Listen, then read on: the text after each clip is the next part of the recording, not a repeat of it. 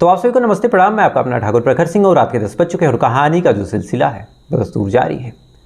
आमतौर पे आजकल के टाइम का जो कल्चर है, न जाने कितनी सदियों से शायद ये चल रहा है, लेकिन आजकल सोशल मीडिया का ज़माना है तो शायद ज़्यादा तेज़ी पकड़ा है। ये बॉयफ्रेंड गर्लफ्रेंड का कल्चर, चाहे हम हो, चाहे आप हो, चाहे जो हो, अगर उम्र है तो शायद इस चीज़ से कोई भी अछूता नहीं। अब बॉयफ्रेंड गर्लफ्रेंड का कल्चर देखने में, सुनने में तो लगभग सारी चीज़ें एक जैसी लगती हैं, लेकिन अगर ध्यान से समझें तो इसमें भी अलग अलग कैटेगरीज़ हैं। एक कैटेगरी ऐसी होती है जिसमें अगर लड़का लड़की साथ है और बाद में लड़के ने या लड़की ने धोखा दिया तो फिर इसमें कुछ ऑप्शन बचते हैं कि आप पुलिस केस कर दीजिए कि सामने वाले ने चीट किया, मेरे पैसे लूटा, या फिर लड़की है तो वो बताएगी कि इसने मुझे धोखे में रह के मेरे साथ फिजिकल रिलेशन बनाए, यानी इसने मेरा यौन शोषण किया। तो ऐसे हालात में पुलिस वाले भी कुछ मदद कर सकते हैं, समाज, कोर्ट कचहरी, ये तमाम चीज़ें आपकी मदद कर सकती है। लेकिन एक केस और होता है जिसमें भले ही लड़का या लड़की चाहे जितना धोखा दे दे, चाहे जितना चीट कर दे, लेकिन आप संवैधानिक और कानूनी रूप से असहाय होते हैं। इसके विपरीत अगर आप कुछ करने भी चाहते हैं तो उस चीज़ का खामियाजा आपको ही भुगतना पड़ेगा। तो ऐसी कौन सी कंडीशन है? तो ये कंडीशन होती है जब लड़का या लड़की नाबालिग हो, और 99% केसों में लड़का बालिग हो और लड़की नाबालिग हो, तब तो फिर दिक्कत ही दिक्कत है।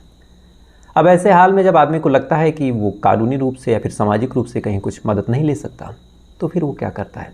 तो कभी कभार तो जो समझदार होता है वो समझदारी दिखाते हुए ऐसे दलदल से निकल जाता है, लड़की को छोड़ देता है, भैया तुमको जो करने करो।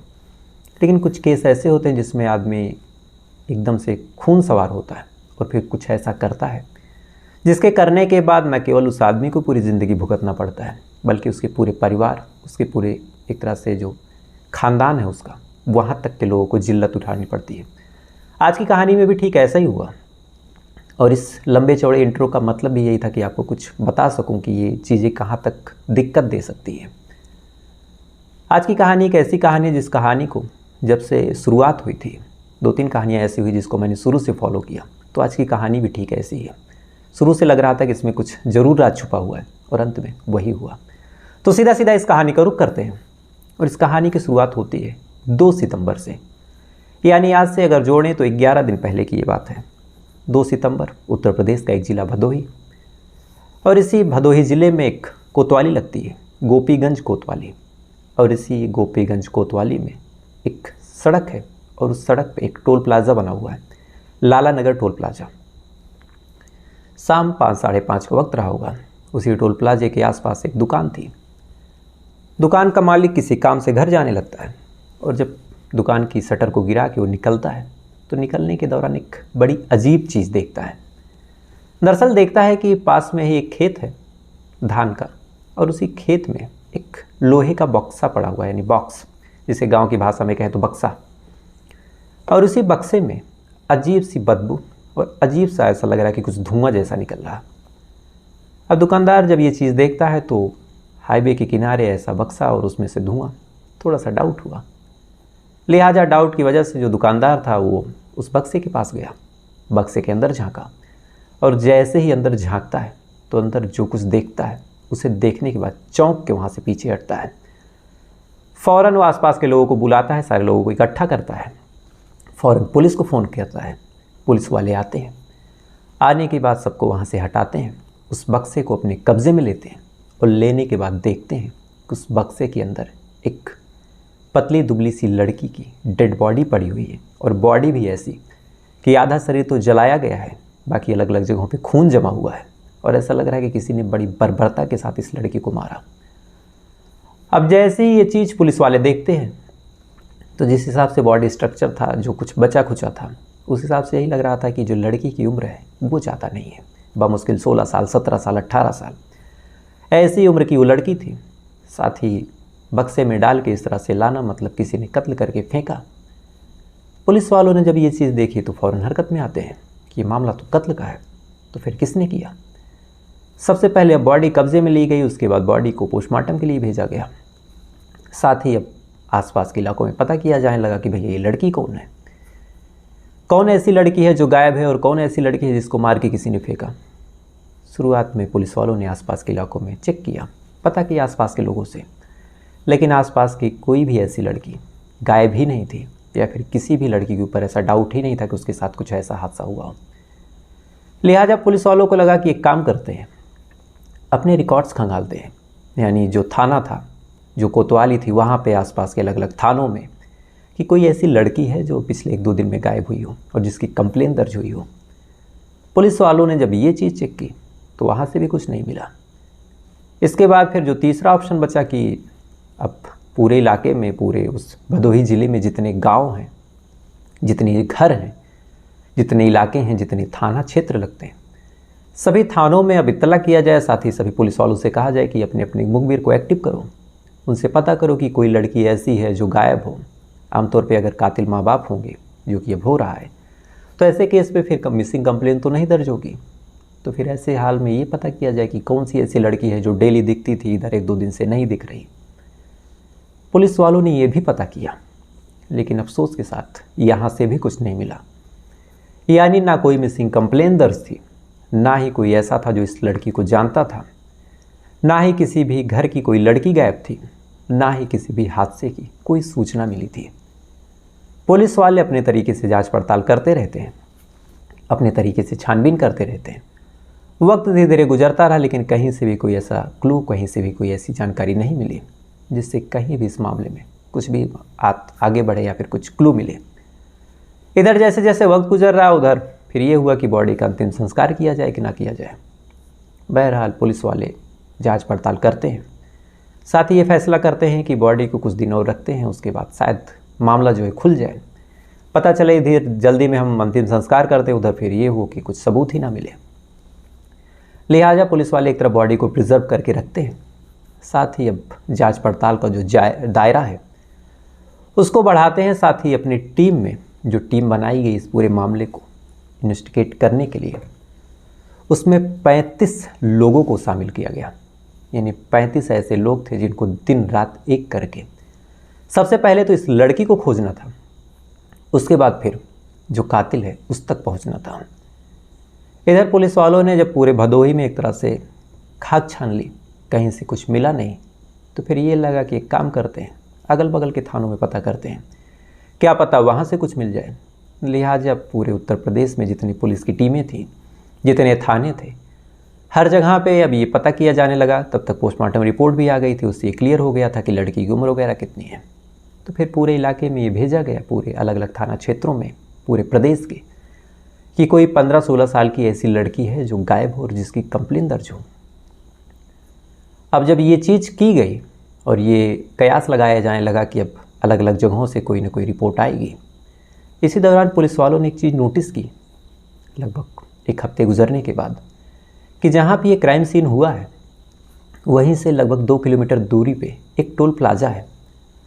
और अगर ये बक्सा आया है लोहे का, और ये लोहे का जो बक्सा है इसमें डेड बॉडी थी, और आसपास की ये लड़की है नहीं, तो इसका मतलब इसको किसी गाड़ी से लाया गया। तो फिर गाड़ी से लाने का एक ही तरीका है कि जो सड़क है उससे ही। तो फिर एक काम करते हैं, 2 तारीख को ये डेड बॉडी मिली, तो 2 तारीख को जितने भी कैमरे हैं आसपास के इलाकों में उनको खंगाल लेते हैं। लिहाजा पुलिस वाले उस टोल इलाके से लेके आसपास जितने और घर मकान थे जिनका रेंज उस सड़क पे आता था, उनके कैमरों को खंगालना शुरू करते हैं। 36 के 36 पुलिस वाले अब अलग अलग कैमरों पे चेक करते हैं, नज़र गड़ाते हैं। तो काफ़ी जांच पड़ताल करने के बाद एक ऐसी बाइक थी जिस पे सेम वैसा ही बक्सा लदा हुआ दिखाई दिया। यानी कोई ऐसा शख्स था जो उस बक्से को लेके उस सड़क से गुजर रहा था, वो भी सेम क्राइम सीन के पास और क्राइम डेट पे। अब जैसे ही पुलिस वाले ये चीज़ देखते हैं, तो देखने के बाद अब पुलिस वालों को लग गया कि जाहिर सी बात है, बक्सा भी सेम है, सारी चीज़ें सेम है, स्पीड भी बाइक की ज़्यादा है, तो जाहिर सी बात है ज़्यादा कुछ पूछना पड़ताल अब करना बचा नहीं। ये जो शख्स है जो ये बक्सा लेके जा रहा, एक बार इससे पूछताछ कर लेते हैं, मामला क्लियर। लिहाजा उसके फ़ोटो को निकाला गया, लेकिन दिक्कत थी, गाड़ी का जो नंबर था वो थोड़ा सा मिटाया गया था। तो गाड़ी के नंबर से तो पहचान हो नहीं पा रही थी, यानी जो पहचान करनी थी वो महज जो कैमरे में शक्ल कैद हुई थी, वो भी आधी बधी हुई आधी खुली हुई, उससे ही करनी थी। अब पुलिस वाले क्या करें, तमाम जांच पड़ताल की, तमाम तरह के कैमरे खंगाले, तमाम तरह के थानों में इत्तला की, तो क्या निकल के आया सामने कि एक बाइक है, उस पर एक शख्स बक्सा लेके जा तो रहा, लेकिन ना बाइक का नंबर क्लियर दिख रहा, ना ही शक्ल उतनी क्लियर है। तो फिर अब क्या करें, यानी एक धुंधली सी शकल को अब पूरे उत्तर प्रदेश में खोजना था। पुलिस वालों ने फिर से कमर कसी। ये हुआ कि चलो जहाँ कुछ नहीं वहाँ एक धुंधली सी शकल तो है। लिहाजा पुलिस वालों ने अब आसपास के थानों में उस शकल को भेजा, उस तस्वीर को। साथ ही फिर से सबसे एक बार पूछा कि क्या कोई कंप्लेन दर्ज हुई। तो लगभग हफ्ते 10 दिन गुजरने के बाद बनारस में एक जगह लगती है महामनपुरी कॉलोनी। इसी महामनापुरी कॉलोनी के पास जो थाना है वहाँ पे एक लड़की की कंप्लेन दर्ज हुई थी, उम्र से लेकर सारी चीज़ें से। अब जब वहाँ पे एक कंप्लेन दर्ज हुई तो फिर ये हुआ कि चलो शायद वहीं का ये मामला हो। पुलिस की एक टीम उन लोगों को बुलाती है, परिवार वालों को, उनसे पूछताछ करती है, बॉडी वगैरह दिखाती है, जो चीज़ें लड़की ने पहन रखे थे उन चीज़ों की भी शिनाख्त कराई जाती है और अंत में संजोग से शिनाख्त हो जाती है। यानी ये जो लड़की थी ये बनारस की थी। लेकिन फिर सवाल अटक गया कि अगर लड़की बनारस की है तो इसकी डेड बॉडी या फिर कौन ऐसा शख्स है जो इसको लेके भदोही ला गया और भदोही में लाश को ठिकाने लगाने का क्या मतलब। लिहाजा पुलिस वालों ने अब वो जो धुंधली सी शकल थी उसको उस लड़की के माँ बाप को और उसके आसपास के लोगों को फिर से दिखाना शुरू किया। तो जब तस्वीरें दिखाई गई, अलग अलग जगहों पे सर्कुलेट की गई, तो संजोग से उस लड़के की भी पहचान हो गई जिसका नाम था उपेंद्र श्रीवास्तव। फ़ौरन पुलिस वालों ने बिना देर किए उपेंद्र श्रीवास्तव के पास जाते हैं। जाने के बाद वो उपेंद्र श्रीवास्तव को उठाते हैं। उठाने के बाद मामला भदोही का था तो भदोही लाते हैं और वहाँ पे जब उससे तबीयत से पूछताछ की गई तो शुरुआत में तो उसने न जाने कितनी कहानियाँ सुनाई, और ये भी कल की बात है। तमाम तरह की थ्योरीज, तमाम तरह की पहेलियाँ उसने बुझाई, लेकिन अंत में जब सारे सबूत, सारी चीज़ें उसके खिलाफ थी तो उसे भी लग गया कि शायद अब झूठ बोलने का कोई मतलब नहीं। तो अंत में फिर जो उपेंद्र श्रीवास्तव जी हैं इन्होंने अपना पूरा मुंह खोला, साथ ही पूरी कहानी सुनाई। दरअसल ये जो लड़की थी जिसका नाम अनमोल था, ये अलग अलग जगहों पे ऐसी पार्टी करती, अलग अलग लोगों से मिलती, पढ़ने लिखने में भी काफ़ी अच्छी थी। लेकिन कई बार ऐसा होता कि जैसे ही मान लीजिए 10th में और जहाँ ये पढ़ती वहाँ कोई लड़की 12th में, तब भी इसकी दोस्ती रहती, ठीक ठाक बातचीत हो जाती। तो बातचीत और दोस्ती के दौरान फिर ये होता कि अगर उस लड़की के घर पे कोई बर्थडे वगैरह पड़ता तो फिर इसको भी बुलाया जाता, ये भी जाती, बाकायदा डांस करती, इंजॉय करती, एकदम मस्त मौला लड़की। ऐसे ही साल 2022 की ये बात है। ये जो अनमोल थी एक बर्थडे पार्टी में गई थी। बर्थडे पार्टी में अलग अलग मेहमान आए थे और उन्हीं मेहमानों में से एक मेहमान उपेंद्र श्रीवास्तव भी था। उपेंद्र श्रीवास्तव उस लड़की को देखता है। देखने के बाद उसके बोलने का तरीका, उसके डांस का अंदाज, उसका वो फ्रैंकनेस, ये तमाम चीज़ें अब उपेंद्र को अच्छी लगने लगती हैं। ये जाता है, उससे बात करता है। बात करने के बाद फिर उससे दोस्ती करता है। संजोग से लड़की भी हाँ बोल देती है। अब दोनों के बीच दोस्ती हो गई। दोस्ती फिर आगे बढ़ी, दोनों के बीच नंबर एक्सचेंज भी हुआ। दोनों ने साथ में पार्टी में खूब इन्जॉय किया। इन्जॉय करने के बाद लड़की अपने घर पे, लड़का अपने घर पे, लेकिन अब नंबर वगैरह एक्सचेंज हो गए थे। तो फिर बातचीत का जो सिलसिला है वो शुरू हो गया। लगातार उपेंद्र लड़की को फ़ोन करता, बातचीत करता, उसको अपने दिल की गहराइयों में जो छुपा प्यार था उसको बताने की कोशिश करता कि मैंने तुम्हें पहली नज़र में अपना दिल दे दिया, मैं तुम्हें बहुत प्यार करता हूँ, बहुत लाइक करता हूँ, तुम प्लीज़ मेरी गर्लफ्रेंड बन जाओ, यानी तमाम चीज़ें। अब लगातार जब उपेंद्र कहने लगा तो कहीं ना कहीं लड़की भी अब 15 साल की थी, नादान थी या फिर क्या थी, उसे भी लगा कि चलो ठीक है, एक बार देख लेते हैं क्या होता है। लड़की ने भी फिर हाँ बोल दिया। उसके बाद अब दोनों एज ए बॉयफ्रेंड गर्लफ्रेंड बात करने लगे। अब बात करने लगे, लेकिन बात करने का अब जो बातें बताने जा रहा हूँ शायद आपको लगेगा कि इसका कोई मतलब नहीं है, लेकिन इसका बड़ा मतलब है क्राइम सीन में। अब बात करने तो लगे, लेकिन जो लड़की की उम्र थी वो 15 साल थी। तो ना ही किसी होटल में रूम मिल सकता था, ना ही किसी गेस्ट हाउस में, ना ही किसी ओयो में। दोनों को मिलने का भी मन था, एक दूसरे के साथ वक्त गुजारने का मन था। तो फिर क्या करें? तो फिर इसीलिए जो उपेंद्र श्रीवास्तव है उसने किराए का कमरा ले लिया इसी महामनापुरी कॉलोनी में। और किराए का कमरा लेने के बाद फिर इसी कमरे पे जब इन दोनों का मन होता तो एक दूसरे के साथ मिलते, एक दूसरे के साथ वक्त गुजारते, तमाम चीज़ें। वक्त के साथ साथ दोनों के बीच नज़दीकियाँ बढ़ती गई, दोनों के बीच प्यार बढ़ता गया। साल गुजर गया, साल 2023 आ गया। और जैसे ही साल 2023 आता है तो अब तक तो तमाम चीज़ें बिल्कुल ठीक चल रही थी, लेकिन साल 2023 के आते आते एक चीज़ बड़ी अजीब लगी जो उपेंद्र था उसको। कई बार ऐसा होता कि ये फ़ोन करता तो फ़ोन वेटिंग जाता, कई बार ऐसा होता है कि रात में देर रात तक ये इसको बाय बोल देती लेकिन ऑनलाइन रहती है। तो कुछ दिन तक इसने इग्नोर किया, इसे लगा कि कोई इंसिडेंट हो। लेकिन जब लगातार ये चीज़ें चलने लगी तो फिर उपेंद्र जो है पूछने लगा कि तुम किससे बात करती हो। लड़की ने मना कर दिया कि मैं तो किसी से बात नहीं करती। लेकिन अब उपेंद्र के मन में जो शक था वो बैठ चुका था। लिहाजा जो उपेंद्र था वो खुद से ही ये पता करने लगता है कि क्या इसका कोई और बॉयफ्रेंड है, किसी और से इसका अफेयर है। तो जब इसने पता करना शुरू किया तो संजोग से जिस चीज़ का इसे डर था वही हुआ। इस लड़की के पड़ोस में एक और लड़का रहता था और उस लड़की से यानी इस लड़के और उस लड़के के बीच संबंध था। एक तरफ ये इससे भी बात कर रही थी, एक तरफ इसका और बॉयफ्रेंड था। अब जैसे ही ये चीज़ उपेंद्र को पता चली तो उपेंद्र के तो मानो पैरों तले ज़मीन खिसक गई कि जिस लड़की के लिए मैंने एक कमरा लिया है, जिससे मैं शादी करना चाहता हूँ, जिसको इतना प्यार करता हूँ, वो किसी और से बात कर रही है। तो शुरुआत में तो उपेंद्र ने समझाया कि एक काम करो, तुम मुझसे ही बात करो, उससे बात ना करो, और इस तरह से तुम हरकतें करोगी, मेरी बेइज्जती होगी, मेरी बदनामी होगी। लेकिन लड़की भी नहीं मान रही थी। तो काफ़ी टाइम तक ये झगड़ा फसाद जब चलने लगी तो फिर उपेंद्र को लगा कि ये मेरा प्यार है, अगर मैं इसको छोड़ दूंगा तो ये उसके पास शिफ्ट हो जाएगी और ये भी मुझे नहीं देखा जाएगा। समझाने बुझाने में याद नहीं रही तो ये भी अब नहीं हो सकता, तो फिर क्या करें। तो इस तरह से ये दिल फेंक आशिक हो चुके थे उपेंद्र जी कि इन्होंने फिर सोचा कि काम करते हैं, इसको ही मार देते हैं, यानी रहे तो मेरी बन के रहे, नहीं तो किसी की नहीं।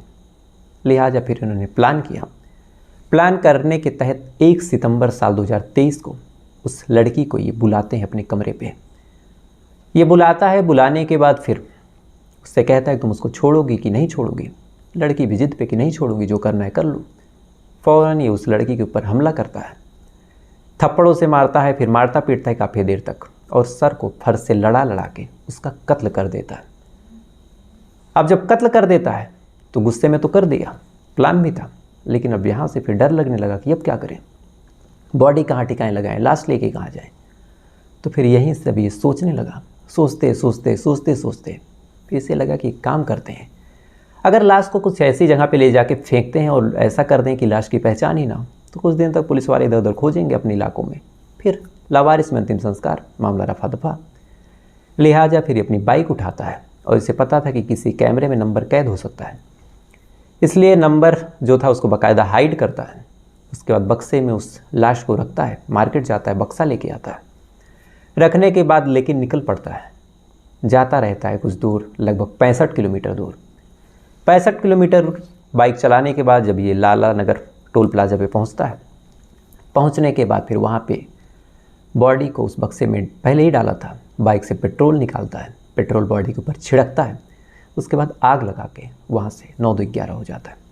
इसे उम्मीद थी कि अब लाश की शक्ल है नहीं, मेरा कोई सबूत मिलेगा नहीं, तो शायद मैं पकड़ा नहीं जाऊँगा।